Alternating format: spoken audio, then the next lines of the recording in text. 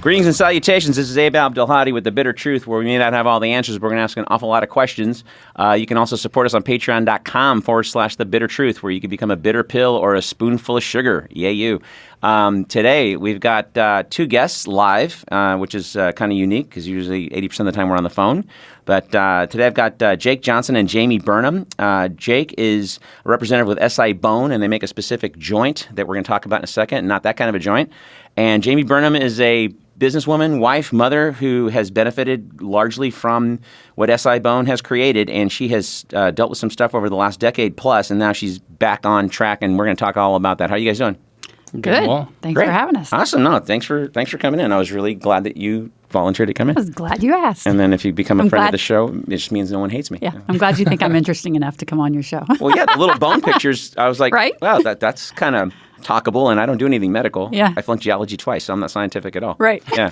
So let's start off with you, Jaime. Like, kind of get into your background a little bit really quick. I mean, we kind of knew each other a little bit in California, I guess, and then we really got to be friends here in Austin. Mm-hmm. But you've got a family, and you've been suffering from this insane back pain for like a long time. Yeah. Until you finally ran into Jake or the doctor that introduced you guys or whatever happened. But why don't you start with that? Yeah. So, I mean, over a decade, I've been having just back pain.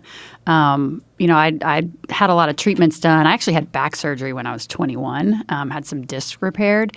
But over the years, I was a fitness competitor, triathlete, just super, super active. And my back was always going out. And it, over the last decade plus, it just progressively got worse and worse and worse. And I was always in the ER, like, my back hurts. And, they were always trying to figure it out, giving me different diagnoses, trying to fill me up with pain pills, which I don't take medicine. I have a hard time taking a Tylenol or even a headache. Mm-hmm. Mm-hmm. So I would always say, no, thank you. I want you to actually fix it instead of trying to put a Band-Aid on it. And so, it's just over the years, I was a personal trainer for 15 years. I lifted a lot, just very active. And I eventually had to kind of figure this thing out on my own. It was actually a physical therapist that figured it out, kind of a series of strange events that led me to figure out what it was. Mm-hmm. But every doctor, specialist you had to get approved to go see because they're like the best in the country. I would go in to see, and they wouldn't even look anywhere near my SI joint, even if I pointed it out and asked about it.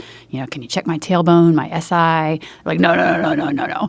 Because back doctors aren't trained on it. Hip doctors aren't. It's like in a weird spot. What was the reasoning to not even just, you're the one in pain. What was the reasoning to not even check on it?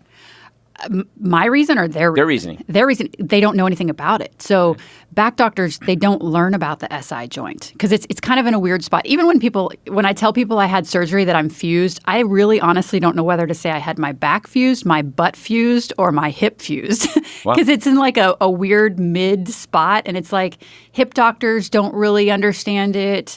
Back doctors don't really understand. It's just in a weird spot. It's kind of, next to the tailbone, but a little above, in between the back and the hip, and you figure they would learn that part, right? If you're going to work on a car, I just do engines. Well, the axle broke, right? Can you replace the axle? You would think it took. Once we drilled down and figured out what was wrong with me, and that it was my SI and it wasn't my back all these years. It began a long journey of trying to find and doing my own research of finding a doctor that knew anything about it, much less could actually treat it and do something about it. Because I had asked back doctors for so long. They're like, go to physical therapy. I'd been to so many physical therapists, so many back doctors, spine specialists. I'd done all kinds of treatments. And they just kept wanting to send me to physical therapy. I'm like, I am done with physical therapy. It doesn't work. And it's funny because I actually, my ankle tendons were hurting me. And so I went to a foot doctor about my ankles. And that's actually how we figured this out, is because he was going to go, he was sending me in for x-rays for my ankles. And I stood up. And the way I walked at that time was, imagine a 90-year-old man all hunched over, kind of slow. He said, okay, go get your x-rays on your feet and come back and we'll figure it out. And I stood up and he goes, whoa, why are you, are your ankles making you walk like that? I said, oh no, that's my back. But I had given up on back doctors and getting treatment on it. I just walked like that. And he was like, no, come back here. Screw your ankles. He's like, who is your physical therapist? And I was like, I'm done with physical therapy. He's like, I said, I don't even go to back doctors anymore. I just stopped going because all they want to do is give me medicine and I won't take it. Wow. And he said, no. He said, I have a physical therapist for you. I was like, look, dude, every physical therapist basically done the same. He's like, no. You have to go see this girl. So I took the paper from him and I waited like 2 months. And I, at this point, had already like just gone through every treatment that possible that I could do for my back. And I finally just kind of thought, okay, maybe this is my last resort. So I called and made an appointment. And this girl was so backed up, it took me 3 months to get an appointment with her. And actually, the first time I went, I couldn't find the hospital where she was at. And I went home and I cried because I was like, that was my last chance. It was the last effort of someone actually fixing me. Wow. She called me. And she didn't know me. She called me and she said, I'm so sorry. Please come back in. And so I decided to come back in. I went back in and saw her. And within 2 minutes, she laid me on the table and she looked at me and she goes, your SI joint is out and it is fucked. And I was like, are you serious? Because I had thought. And she's the first person to ever say that. First person to ever say that. I'm a personal trainer, and so I know the anatomy. I've trained, I know the body. I've done all this research over the last decade, looking at every possible thing it could be. And I thought, that my tailbone and my SI joint, that whole area kind of hurts. And so that's why I'd always asked a few doctors, like, can you look at my tailbone? Like maybe my tailbone's out of place or something. And she was like, it's your SI joint. And she was like, look how uneven you are. She's like, this thing. And she actually manipulated it back into place. Whoa. And I felt so much better, but it went out again. Right, because it wasn't. Yeah. So what and of course when it would go out, I mean, it shoots up your back. And that's why so many people with SI pain, they go into the doctor and say, my back hurts. And so they treat the back because it presents in the back. And so what she did, her name is Catherine, and she's my friend to this day because of what she's done for me. She's, kind of given me my life back. But what we decided is over a year, we fixed my back. Mm-hmm. She does stuff that is so outside the box of what a physical therapist, like she creates her own stuff. Mm-hmm. She's a CrossFitter. She's just a badass. Nice. But she fixed my back. Like she made it so strong that when this SI joint went out, my back didn't hurt. It was exactly in the spot of the SI joint. So we basically were able to drill down and prove it is your SI joint. And so that began the journey of us doing research. Like I called my back doctors and I was like, hey, I need an SI doctor. Can you treat the SI? And they were like, no. And they were like, and so they were going to try to do some research and find an SI doctor. They gave me nothing. I did it on my own. I found the SI Bone website because I didn't want to have an invasive surgery or anything like that. And I found this minimally invasive, SI fusion. And so I started doing all the research on this SI Bone website. And then they have you can like search for doctors. There's very few. I feel like there's like maybe 2 in all of Austin. And so I did my research. I found a doctor. I went in and saw him. And within 1 minute, he did a quick assessment on me. He's like, oh, yeah, your SI joint. He's like, you're classic. So Jake, then when did you guys connect? Was how and well, first of all, let's get into your company a little bit and what you actually do, and then how'd you guys connect? Sure. So kind of how it starts is these doctors have curiosity. They've been trained in fellowship and they go, I didn't necessarily learn a lot about the SI joint. They know the anatomy, that it's a component of walking. And then they go, well, treatment-wise, everything's new. So they're like, not a lot of stuff has data. Not a lot of things are really proven. So our company came in and said, hey, we're going to make this implant that's designed for the joint. It moves on this kind of like boomerang axis. So it's kind of like 2 bowls just scraping up against each other. So when it's bone-on-bone pain, it's kind of like a hip where they go, this just hurts right there. But it sends signals all over. So it sends signals up your back, down your referring leg. So it feels, on a picture, it might look like something else. Mm-hmm. But if you don't do a clinical exam and put your hands on your patient, you will not diagnose it. So then, doctors find out, okay, this causes pain. This option might be good for these patients. We make sure we do one diagnostic deal to make sure they're the right patient. Mm-hmm. And patients have the option to work with us on reimbursement, to work with their insurance and have a patient advocate to say, hey, let's work with you to get this approved. That was my next question, yeah. Yeah, and so we have Heather, who's just amazing on the insurance front because insurance is hell to navigate. Sure. Yeah. And the funny thing is that I could have gotten a spinal fusion approved in a day for, 20, 30 grand. And this surgery is super cheap, and it took months. How cheap?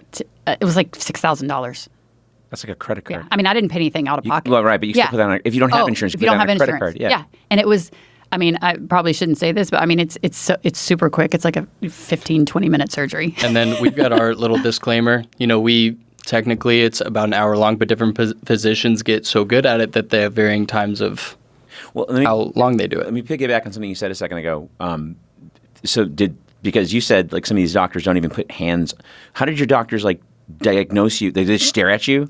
My back hurts, and you're like, oh, no, well. He laid me on a table, and he like put my ankle across my knee and pushed down on my other knee. And the way I jumped up off the table, he's like, yeah, that's your SI joint. And you can also see like my hips were uneven. Which doctor said that? My doctor, Dr. Mohimi. The one that you found finally? Yes, the one that I found finally. My question was the rest of these guys. The rest of these guys, they stare at you and go, oh, your back hurts. Yeah. Here's a Tylenol. The spine specialist that I saw in Austin that I had to get approved, that I had to have enough of a history of pain to get approved to see. I went and saw him.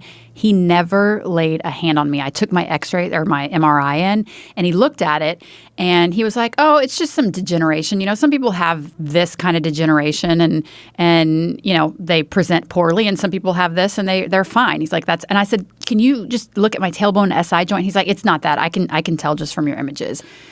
He wouldn't even touch me. Do you find that a lot? Is that a common? It's very common.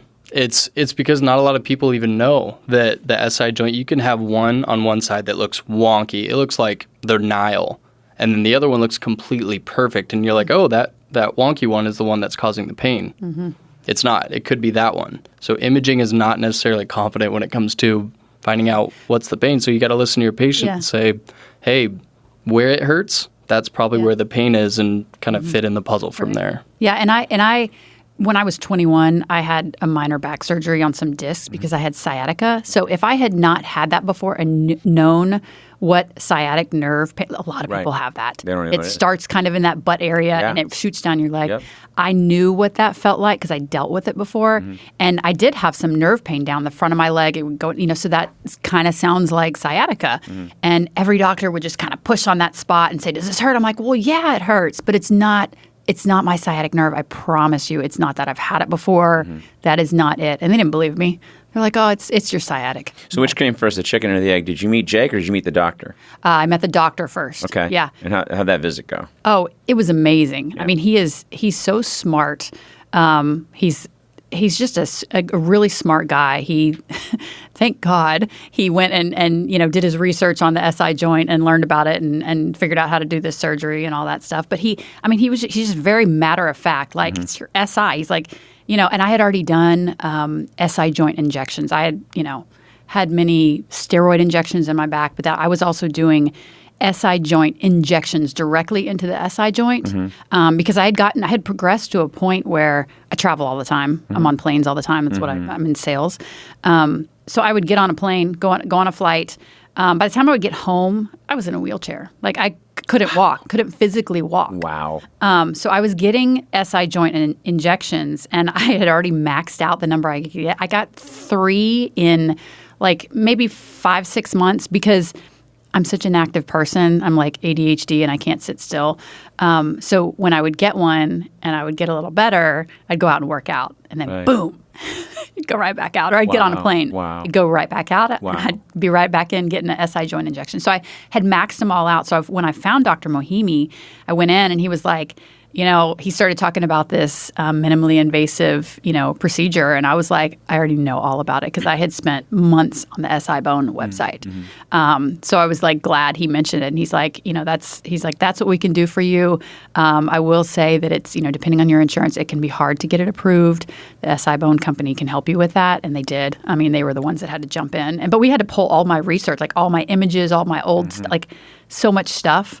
They had to get reports from, all the physical therapists and chiropractors and Arasti doctors that I'd gone to, and I mean my imaging and just a lot of stuff to like prove that it is her SI joint and not her spine. Right. So, but it blew me away that they would rather pay for I don't know, spinal surgeries are $20,000+. Right.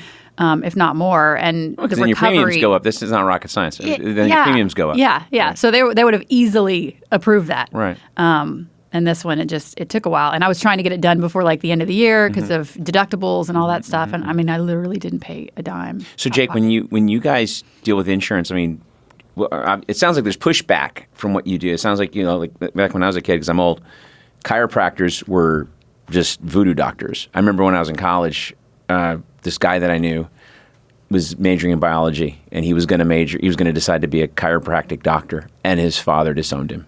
This was like 1985. And his father disowned him. He was crying. He's like, my dad won't talk to me anymore, because his dad was an MD. But he wanted to be a chiropractor because he was all like kind of, holistic and, Sure. back when, that stuff was kind of like crazy hippie shit. Yeah. And I still remember him crying in the quad. And this redhead kid looked like Bill Burr, freckles like Opie. He's like, my dad won't talk to me, man. And I started going, wish my dad wouldn't talk to me. My dad's a prick. Okay. But no, it was like, but that was then, now we flash forward. And so I'm still kind of intrigued or actually amazed that companies like yours or situations like this, they get any pushback at all. But talk about that. You'd be surprised. So we started out and did millions of dollars worth of data. Just these studies that said, okay, let's prove that this implant, that this joint moves like this, that we have not just about our implant, but also the diagnosis. So we make sure that we find the right patients, that every single physician that we work with knows exactly what to look for. Mm-hmm. So then you've got this kind of criteria that also combines into medical necessity for insurance, which means all the check boxes that really insurances look for them. Mm-hmm. The diagnostic process, we worked with them to say, through all of these, we want to make sure that they're right. So then the insurance goes, oh, based on this data, we should have how many diagnostic injections? We're like, well, 2. They're like, oh, this actually makes sense. So they implemented that, so some of them even gave exclusive coverage just to our implant. Like Blue Cross and Blue Shield of Texas exclusively approves triangular implants just for the SI joint. Mm-hmm. No one else. So it's kind of putting where your mouth is, and you're calling out the insurance company and saying, there's no diagnostic validity here, let's fix it. So then kind of it comes on the patient, and sometimes they look at what you've already had and said, oh, you haven't done this step yet. Try that first. Right. So, and if you get better with PT and you get better with injections, perfect. Right. But this option, may be something you consult your doctor about. So to kind of get into the specifics of this particular product at SI Bone and what it did for her, is it like a fusing of that joint, or how does that exactly work? The word fuse is hard for this joint because it's like 2 plates that are right up against each other. Okay. And so when they rub, they kind of chip and they degrade and they cause pain. Right. And it's debilitating. It's either structural where there's a lot of things I can and can't say, but what I can say is when it's to the point where it hurts so badly. This implant helps go across that joint and stabilize it. The reason it's a triangle is because it goes across those plates and hugs it and locks those plates in where they are. Mm-hmm. And so then the bone starts to ease up and it goes, oh my gosh, finally get relief. And this is all anecdotal, but then the bone starts to incorporate onto the implant. So it gets it in a neutral position and then relaxes it. And what's the implant made out of? It's made of pure titanium. So it's a 3D printed implant that's designed specifically for this joint. I am titanium. You are bionic. I was so excited to be able to say that. If I was, but you're gorgeous though. I would essential casting. I would get you as the titanium woman. Yeah, I really there you would. go. Hey, that's my superhero name. T girl. She jumps out. I'm glad we get to be a part of this. Yeah, I love it. She jumps out of buildings. Yes, she totally. foils bank robbers. I can now. I can jump off buildings. We made T-Woman. Yes. Perfect. We made T-Woman. Yeah. Well, I mean, so how long has SI Bone been in business? So we've been there since 2009. Okay. So it's been a long time. At first, there was no other company that really did MIS fusion. They saw the SI fusion as, oh, that stuff? Like, I wouldn't do that. But now it's gotten to the point where we're doing it through a little tiny cannula that's a little small. Your incision's about the size of a quarter. Mm-hmm. And you go through this little tube and do all the work through this little portal. How many companies now? A lot. There's at least 20. Okay. Because people notice when data comes up and, the world sees, hey, this is a population that's hurting and there's a solution for it. Right. Lots of people jump on. Right. So at first, was there resistance with insurance to cover this? Oh, yeah. There's still resistance. It's if you look at the data between SI joint fusion that we've made with SI bone and also the data for lumbar fusions, we knock it out of the park. There's not a lot of lumbar surgeries, there's a level 1 study, which is the highest level. And those lumbar fusions, they do not have close to the kind of data that we do. We have 3 of those highest data type studies. Excuse me. Wow, that's amazing. So how many, like she got approved, obviously. Mm-hmm. Insurance approved her. Do you ever get denials? How does that work? We do get denials occasionally. And this is all when a patient kind of signs our authorization and says, hey, we're allowed to work with you. Right. The big thing is we're not allowed to until we have the specific knowledge that we can help with. Okay. Disclaimer there. But with denials, part of it is just working with the insurance company to saying, hey, based on this patient's whole track record, you failed PT, they isolated the SI joint from Catherine Key. They also had a diagnostic injection, and then they failed all these conservative things. Hey, insurance, do you want to keep necessarily paying for all these conservative measures, or do you want to just snipe this one problem? Right. Take care of it. Right. Yeah, that was the thing. When I looked at the amount of money that insurance had paid over the last decade plus in physical therapy alone, much less all the other, the MRIs and all that stuff, I'm like, it just overlaps the amount that this surgery cost. I mean, it's just how much was crazy. It? Can you say? Oh, I mean, it's probably 50 plus grand. $50,000. Yeah. Oh, absolutely, easily. Yeah. Yeah. Just PT, just physical therapy. PT and MRIs and Right. doctor visits and I mean, Okay. just a lot. Yeah. Whereas they could. And they were fine just paying that over and over. I mean. Well, I mean, amazes me. I've been reaching out to members of the insurance community, and they don't want to come on my show. So I'm trying to get the person that denies people because they're not MDs. Like I got a friend of mine last year who had $325,000 worth of insurance payments rescinded from March of 17 to November of last year. You're kidding. Well, if I was kidding, I'd say a horse walks into a bar and the bartender says, "Why the long face?" Been dying to tell that joke all day. So. I love it. But no, and they've been fighting it. So now they're down to $250,000. But they bought a house in Pacifica about 20 years ago. But it's not like they're wealthy. I mean, and she's got ephthromyalgia, which is a whole other conversation. Yeah. And so anyway, and it wasn't like she was going to Tom's bar in Tijuana. I mean, she was going to Johns Hopkins and Mayo Clinic and all these places. And so anyway, I bring that up because with all the talk of insurance. I got a brother who's an MD. He used to be a partner at a pulmonary clinic for about 20 years. And because he was the youngest guy there, low man on the totem pole, in addition to seeing his patients, he had to handle all the legal shit. So if some older doctor was pinching a nurse's ass, he had to deal with a sexual harassment lawsuit. Or, but 3 or 4 times a month, he would get a letter from Aetna or Cigna or whoever that, well, we want our money back, and you're going to have to go to Joe Blow and get your money from him. Mm-hmm. And so my brother, and half the time they're like pissed off and they would BK. So they'd be out $50,000, $75,000, $200,000, and that happened a couple times, 3 times a month. And so all that to say that given the industry, given how insurance works, what I was trying to do is get one of these people to come on because my friend is kind of like you. She's super investigative and she's super diligent. And so she was asking the guy that, was on the phone with her, what were you doing last year? What were you doing before this? Because you don't sound like you know what you're talking about. Mm-hmm. He goes, well, I was actually a plumber's assistant 5 years ago. Oh. And so, how'd you get this gig? Well, I was temping for a while, and I was a good typist or whatever the fuck his thing was. So now he's like, denying and denying claims or it's protocol to deny first. Right. It's protocol. Right. And so all that to say that I wanted to get one of these people on, probably from the phone because 70% of this show is on the phone anyway. Mm-hmm. But no one's been like, so I thought, well, I won't call the guy. I'll get a hold of the PR department. And then to be honest, I called like 3 places, but they won't call you back. It's just like dealing with, typical like Democrat or Republican. They don't want to come on the show either. So it's like, and changing those levels of payer coverage is on the highest echelons of where these people are. Right. And so they're blocking themselves off. Right. And how many now do you?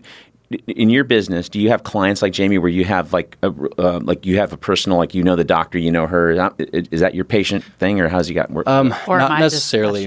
So you're honestly, you're special. You're super duper.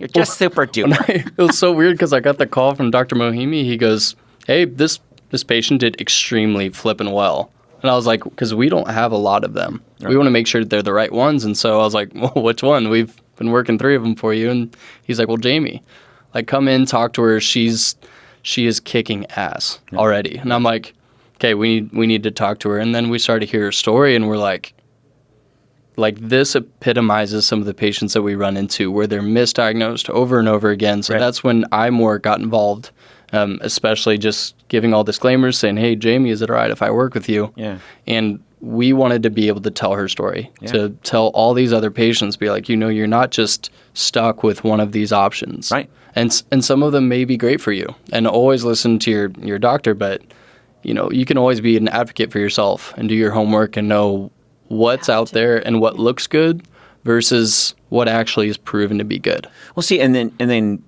this was like a decade, right? Over a decade. So, and we talked about that, and you're still young. Yeah. Like, so how did you, you weren't working out anymore. You couldn't even, you'd be on the plane, you have to get off in a wheelchair. Mm-hmm.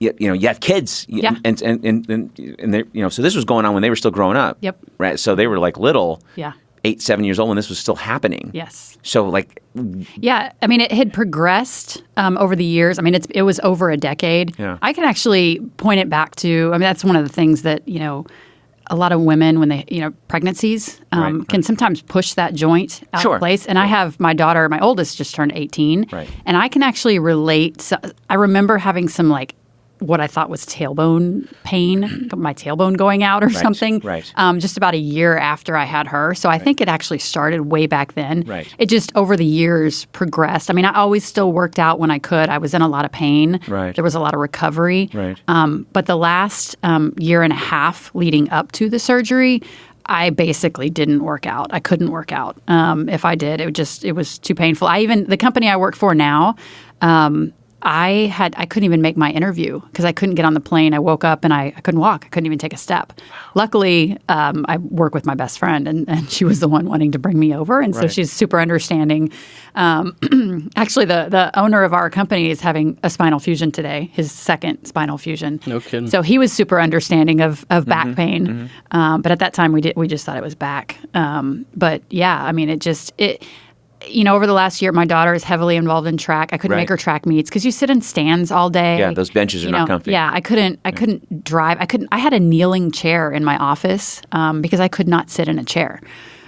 Sitting was so painful. And sometimes, a lot of people with back pain, with pain sitting, and it wasn't always the act of sitting in my office chair, but if I tried to stand up after sitting, it was just awful. I couldn't stand up. Well, and I guess it's a darker question. How did you deal with that emotionally, psychologically? Because that's a long time to deal with that shit. I mean, I get a cold and I'm pissy, Because you're a guy. Yeah, I'm a big baby. You're a male. I'm a big giant baby. It's true. Yeah. I get diarrhea and I'm like, is this what a period's like every day? Jesus, God, Oh God, if you had periods. No, I mean, I am. If we had periods, we'd cure that shit. Exactly. There would be a treatment for that. Or it's like that Vice joke, if men could get pregnant, you can get an abortion at an ATM. Yes, exactly. That's 100% which is a whole other hour. Yeah. But let's stay with bring me on for that one. Let's stay with the sacroiliac show. But how did you? I mean, in all seriousness though, how did you not get just dark and depressed and I mean, people they have accidents. Mm-hmm. And that's like, this is the rest of my life, or they have they lose a limb, God forbid. That's like the rest of your life. Yeah. Did you think this was gonna be the rest of my life? Yeah, luckily I am, I guess, one of the few super positive, happy people. And I never really let it get me down. It kept me from doing a lot of stuff. Like I would travel to conferences, and I guess I didn't realize how much it affected me because I would go to conferences, and while the sessions were going on, I would go and I would have to go to my room and lay down. And then during the breaks, when all the people were out, is when I would come out and socialize. I would skip out on dinners.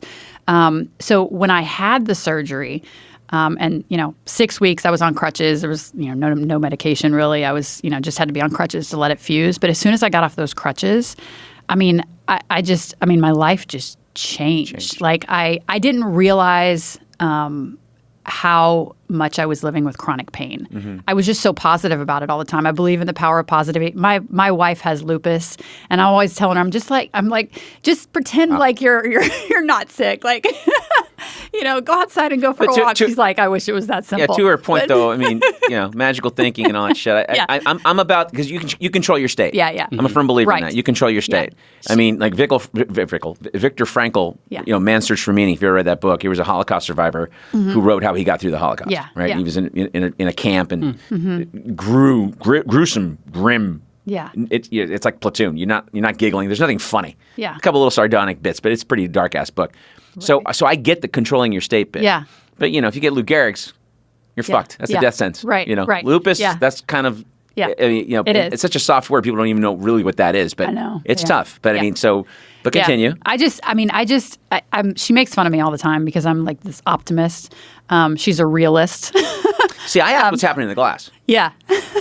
Not if it's half full or empty. Realist is real. No, because just a quick side, because realist gets like synonymous with pessimism. Yeah. If I say I'm a realist, you're just a negative person, Mr. Negative Pants. I tell her all the time. And I'm like, no. See this glass? I'm drinking water right now. Yeah. Okay, I'm not filling it up. Yeah. So it's getting emptier. Yeah. That's reality. It is. Now when I'm filling it, it's getting full. Yeah. Right? That's reality. Like if I'm drinking it and I'm optimistic, it's only half full. No, it's half empty because I'm not filling it. That's my thing. That's all. Yeah. But continue. Well, I mean, like I'm super I'm way too positive about things. Like I compete a lot. I was I competitive 5K fitness competitions. I was doing triathlons. Right. And every time I would line up for a race or an event or anything, I believed I was going to win. Sure. Even if I lined up with my superstar daughter for a 400-meter dash, and she's going to kick my ass. But I always, when I would line up, like the way she is, she always thinks she's going to lose, but she always wins. I always think I'm going to win, and I lose. But I always still was positive. But when I did have the surgery and I felt better and I had no pain, I would do things like sit, just basic life things like sit or work out, and I had no pain. I didn't realize how much it was affecting me. And I was living with chronic pain. It was a weight. I mean, it was just, it was bringing me down. It was keeping me from things. All of a sudden, I would travel for conferences and I would not need to go lay down in my bed, during breaks. I would go out to dinners in heels. I would be able to stay in heels. I would be able to stay at dinner and stay out till midnight and have fun and socialize. Not be in so much pain that I couldn't do those things. So I didn't realize what I was missing out on. I would always just go to bed early and, sleep, just try to sleep the pain away. But yeah, I was living with chronic pain and just was, I guess, overly positive about it. Right. Thank goodness. Yeah, no kidding. Well, I mean, some people would, off themselves. Yeah, totally. People do. I mean, it's just like I have this friend of mine who has this thing, this epithermyalgia thing. And, I when I was first finding out about it, because she's had it for over like a decade, and she's like you, she used to be a marathon person and everything else, but now she's been in the emergency room probably 15, 20 times to save her hands and feet. And so at one point, I didn't want to ask the question because I had a lot of friends passed away, so I didn't want to deal with it. And then finally, a few years in, I said, "Does this kill people?" She said, "No, but the suicide rate is high because they start lopping off your arms, your legs, saving this, saving that." And she still has everything, which is cool, but that's the kind of thing that that's where I was going. Like how do you? And she's like you. She's like and she's always like, even when this rescinding thing happened, I was with the insurance, I was losing my mind. Yep. And she's like, well, and she's like, but don't be so negative. It's my problem. I'm like, because I get depressed for other people, and then I get like, oh, the world sucks, and I get angry. Like I can't separate. And then they're consoling you. They're like, it's okay. Yeah. I can't. Like I got friends that are so uber political. Like they've been shot at in Nicaragua. Like you're not. Well, I haven't been shot at Nicaragua, but they're like still positive. I mean, they've seen some real shit like death squads and stuff. I'm from LA, man. And I'm just a guy with a mic and a day job. I'm not like like Chris Hedges, where I'm in the Middle East and Kosovo for 20 years, trying to escape death squads and all this kind of crap. That's going to provide a darker point of view. And these people are like, well, you got to sort of have faith in the human condition. I'm like, really? So Jake, okay, young guy, is this your first medical sales? Actually, it is. Okay. So I first started out with this company in Kansas City. Okay. So I used to travel around and do surgeries all across the nation because I'm a young bachelor. So you mean you would be in the room with the surgeons? Correct. Right. Okay. Yeah. So we know everything about this one thing. They have 90 billion things to worry about. Right. They are spine surgeons. So this is not a delicate thing, and pain is really tough to deal with. So if you have someone that's specifically knows everything about the technology, about the kind of instrumentation you need, about steps you need next. That's kind of what we do. Okay. So we make sure that everything is there, everything is set, and everything is going to go well. And so I started to fly around the nation because we were a smaller company then. We didn't have Medicare coverage back then. We didn't have insurance coverage, so we were we were short-staffed. And so 4 years ago, I'd fly around to Missoula, Montana, all the way to Miami to go to Spokane, go to different places. And so it slowly started to change and get into more of a local role in Kansas City and Omaha. And then I decided to have Austin become my home. Nice, man. So, yeah. Very cool. And so, happy to be here. So, did you have any medical major at all in school, or were you just pretty much a business guy, got into sales, and found this company? I was actually cellular biology and philosophy, the two most useful majors ever, 100%. Apparently, in the real world. Yeah, 100%. Not. I can't even spell that. Yeah.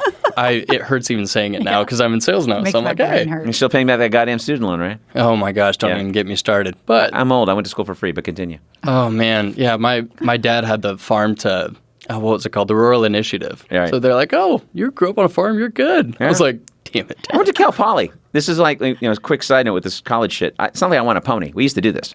My cousin went to UCLA for free in the 70s and law school for free. $5 a quarter. His books were more expensive than the tuition. Oh my gosh. Yeah. And I paid $100 a quarter to go to Cal Poly, which is now $6,000 a quarter. Wow. Yeah. I can't believe how much it's gotten. And I just went to University of Kansas. It's not like it's State school. huge. Oh, yeah. Yeah. I was should like, cover. I don't need. Yeah. But it was a perfect education. It was just still Well, so freaking expensive. and then but they still talk to you when you applied for this gig, or did you? How'd you get in this company? Actually, it was a guy that gave me a leg up. It was the one thing he told me. He goes, dude, just do it for someone else down the road. I was like, all right, done. So he pretty much made this position for me and helped get me into this company. And so I just worked really hard, learned everything that I could, and had a lot of surgeons that I worked with that taught me, this is what you should be doing. And so I kind of got this specific kind of knowledge with this company and took it forward, and now it's more of like an isolated role. So I'm fortunate as hell to be here, but yeah. Do you see this as more like a corny as it sounds? Do you see this as more like a mission? It's a mix because you get one day where you're like, you get patients like Jaime and you're like, she is just a flippin' badass, and you just get this fire to go, spread the word. But then there's some days where you just get your balls beaten, Right. frankly, and you're like, it's a Nothing's perfect. highs, lows. Yeah, nothing's perfect. I mean, Yeah. if it was, we'd be insane. Sure. There's, but I mean, but I guess generally speaking, my question is really, do you see yourself working anywhere else? No, Okay. not right now. Yeah. It's too good of a thing. We've just got too much knowledge, too much clinical data. It's a really good spot to be. And when you get good outcomes, the highs are high. Yeah. It's perfect. Yeah. There's And- a lot of interest in it. I mean, I post a lot on Instagram. Yeah. Like my images and stuff. And Yeah. the strangers that reach out to me, I mean, that's one of the things I did when I was trying to figure this out, when I kind of was learning about the SI joint. I was going on Instagram and looking at the tag SI joint dysfunction, SI fuse, all that stuff, and just reaching out to people that had done that. And I learned that from my wife, because she looks up lupus hashtag on Instagram. I mean, a lot of people do that when they're Right. trying to diagnose themselves or find out about Sure. whatever it is. They find people on YouTube and on Instagram.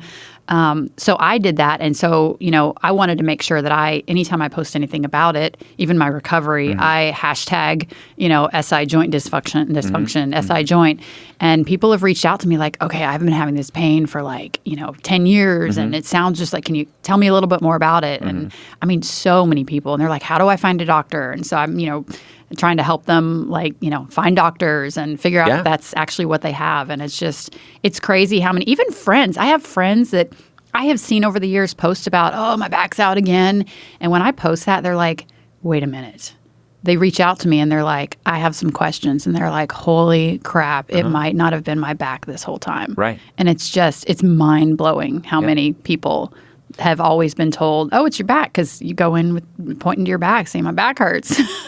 Well, those pictures we had lunch a few months back, and you were telling me about it. But then when you had those pictures, and I saw the little thingies, The little triangular. yeah, and I was going, oh man, that looks like, because I remember a few years back when Peyton Manning had his spine fused. Yes, his neck. And I'm not a doctor, right? But it just kind of, because I was like, well, if you're fusing your spine, that means you got this one giant spine. So, and I usually have no empathy for celebrities and stuff like that. A couple of times, when David Bowie died, I cried. But but for the most part, I'm just like, I just go, oh, that sucks. But I was worried about that guy. I watch him. I'm like, all you need is one linebacker to smack him in the back, and then that thing snaps, and now he's quadriplegic the rest of his life, right? And so when I saw that picture with the fusey thingies, I was like, wow, that's kind of cool. That's why I reached out to you. I was like, if you wanted to come on and talk about it, that's, because, but that's the thing is like, and this is the thing that blows my mind, and you could probably answer this better than I could, and you definitely probably can answer this better than I could, but why is it that so if I'm a podiatrist and I go to podiatry, or my medical specific, whatever is podiatry, I'm going to learn all about the foot and the ankle and how, the Achilles heel connects all the way up the back of the leg and all that stuff, pretty much up until the top of the femur, I would think, if I'm dealing with podiatry, because your foot affects everything. Mm-hmm. How do these guys like sort of go, well, this part of the back or the hip, the tailbone? Oh, I don't want to do this tailbone. It's complicated. I mean, like, what?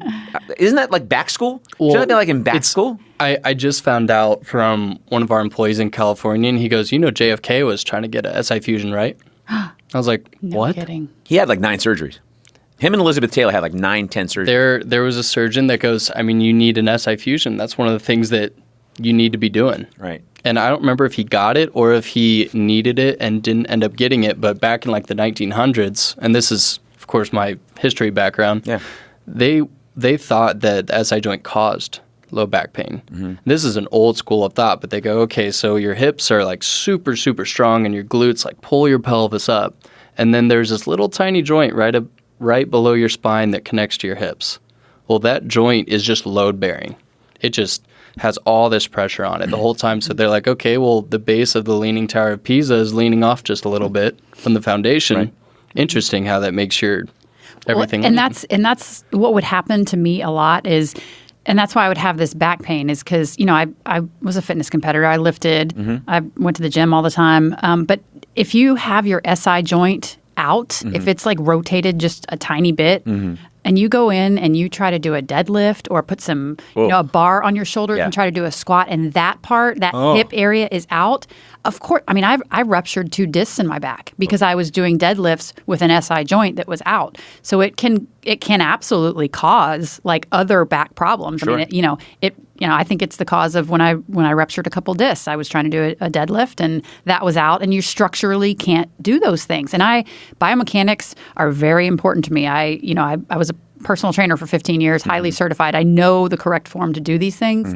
And so I know my form was impeccable, and I still had issues. For the last decade, I couldn't do a deadlift or a squat, and it's because that stupid SI joint was out. Well, and to kind of piggyback on that really quick, because you mentioned JFK a second ago, and I'm not going to get into, like assassinations and shit. I just, that's a whole nother hour. Fair enough. But he I don't think he ever got that surgery because he was on cortisone shots until his death. Mm-hmm. And there's tons of pictures, like 62, 63, where he was still on crutches, or like he would like be, the Joint Chiefs are like, bitching about something, and he's like leaned up against his desk, and it looks like he's, being pensive, but he's like holding himself up because his back is killing him.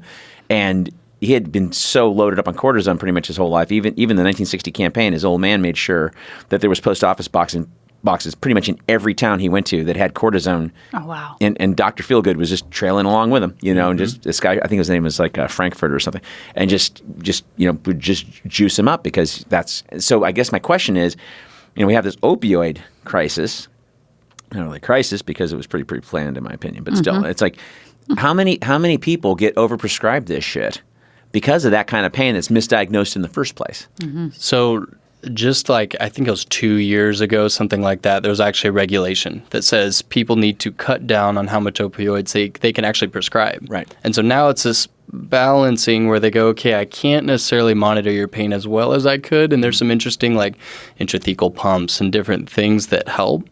But now they're looking at more of like a clinical functionality type deal where they go, okay, maybe we don't need to do all of this. How do we get you back to living your life without opioids, without all of this, and get you as functional as possible? Right.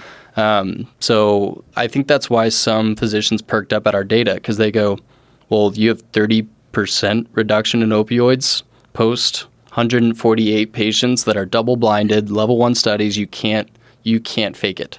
Mm-hmm. So then they go, patients that got those SI fusions versus the patients that got the injections and the RF and everything. And all of a sudden, there's this big weight between a big reduction of pain that stays the same. And what's an RF? I'm sorry.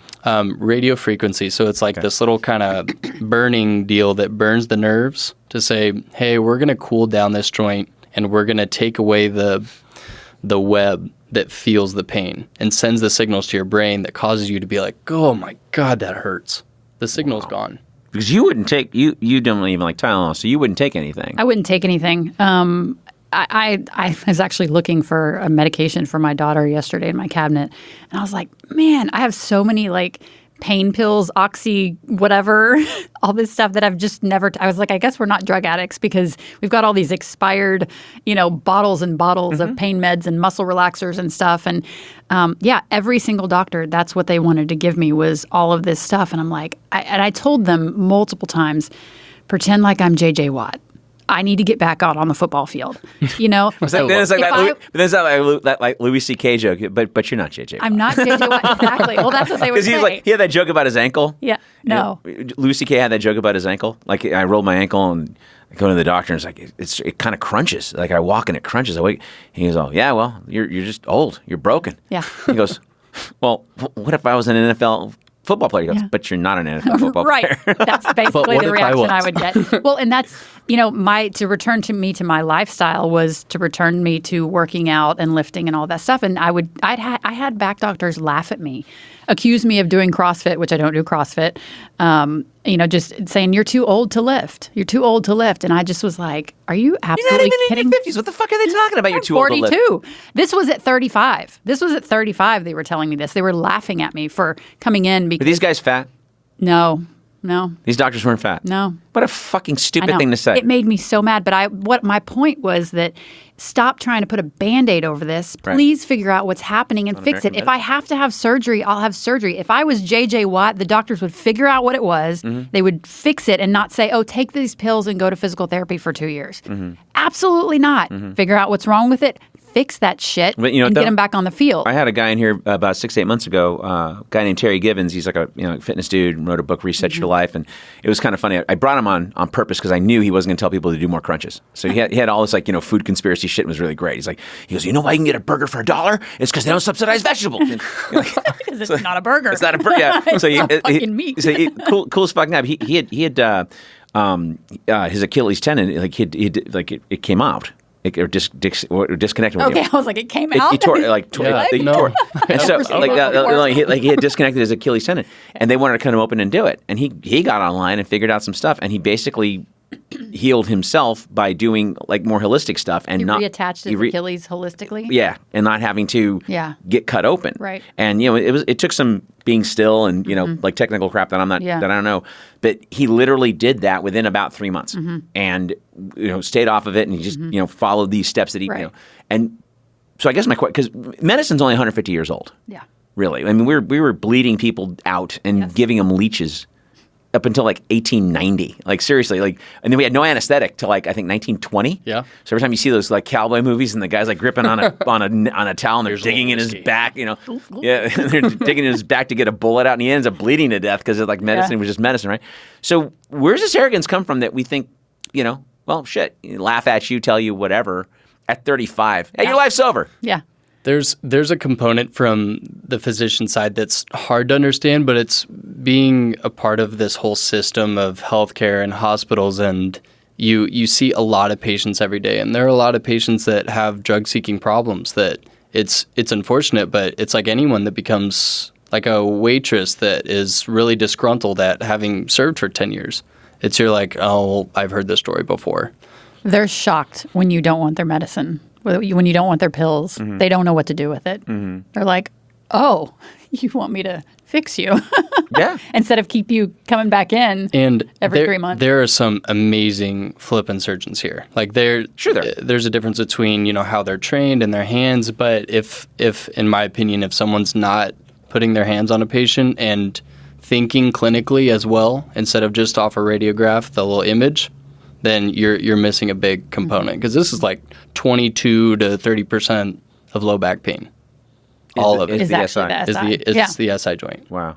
It's a lot. So it's a big component, but it's misunderstood for a long time because you couldn't find a really good way to diagnose it. Right.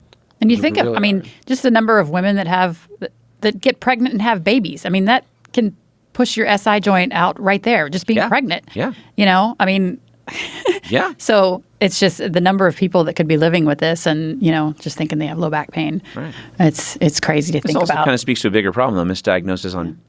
Well, and that's, I mean, you mentioned the holistic thing. I mean, I'm big on functional medicine. And so, I mean, I always try to find natural ways to fix myself. And that's the other thing that I actually walked out of a surgery to repair my abdominal wall. Because when I had twins, and I basically carried them almost to term, and they were 7 pounds each. I mean, they basically split me from the inside. I mean, I had every single rib broken. Yeah, Well, Terminator. Like your hips went. Not just my every rib was I hope cracked. it didn't go like that. Well, when you're pregnant too, I mean that's another thing that happens is that rectus abdominis. I think I'm saying it right. Muscle that runs like from your sternum straight down to like your pubic bone. Okay. I mean, it splits. You know, for you to make room, you know, it kind of splits. And with a twin pregnancy, obviously, I was big as a house. But after I had the babies, like that never reconnected, and that's your core. I mean, think of that. I mean, that's your core. And so that was one of the things that we were looking at for causes of my back pain.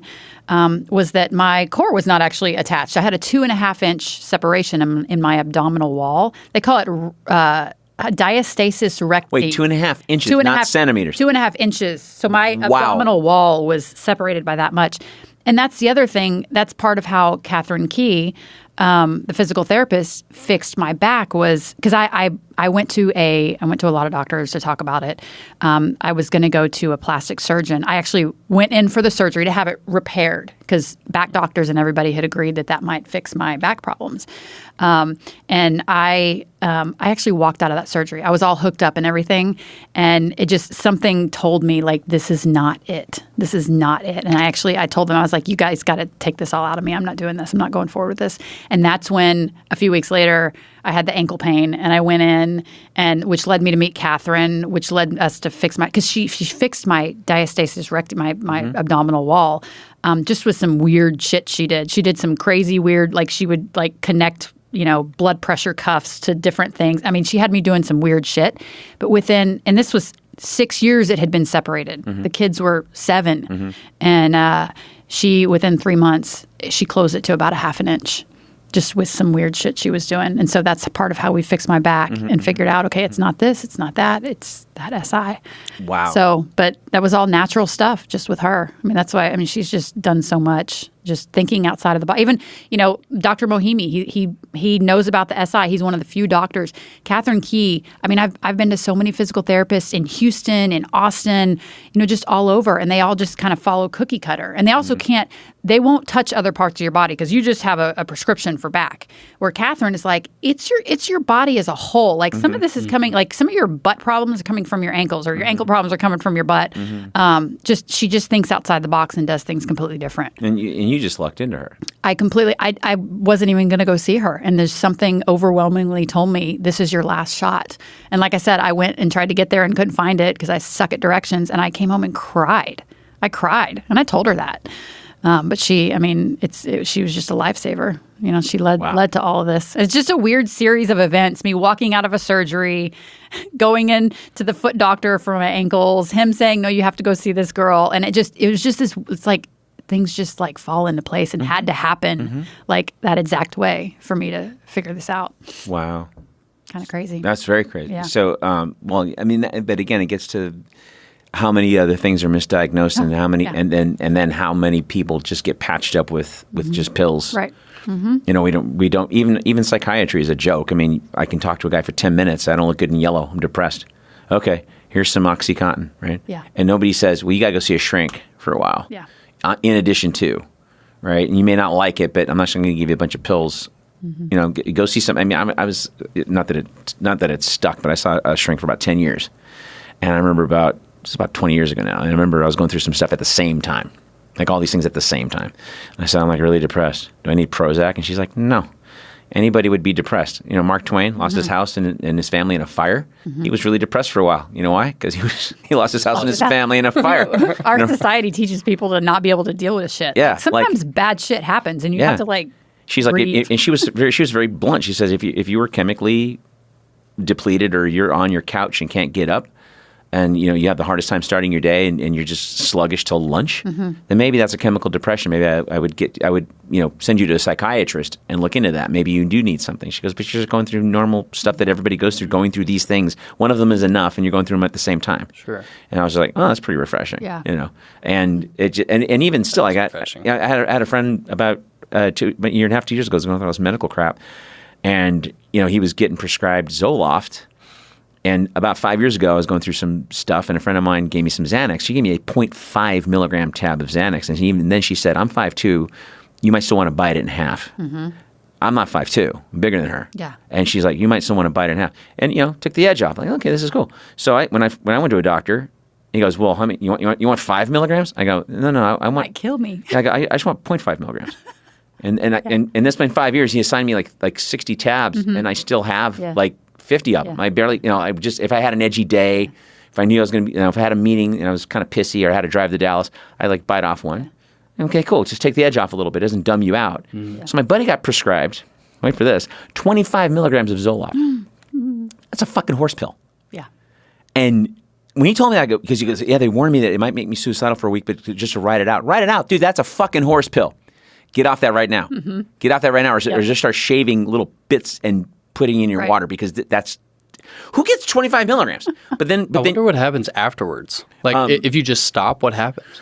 Well, hallucinations and I don't know. Well, no, man. I mean, you see. I mean, I'm not a doctor. Yeah. I mean, but you see these stories all the time where some kid was on Ritalin for a hot minute, or a year or 5, and then he gets off of it and he shoots his grandmother because the meatloaf is dry, right? So it's like it's that kind of shit. It's like we just keep pumping. People have to be smart enough to. I mean, I when I was doing triathlons, I actually trained so hard and so much that I tanked all my hormones.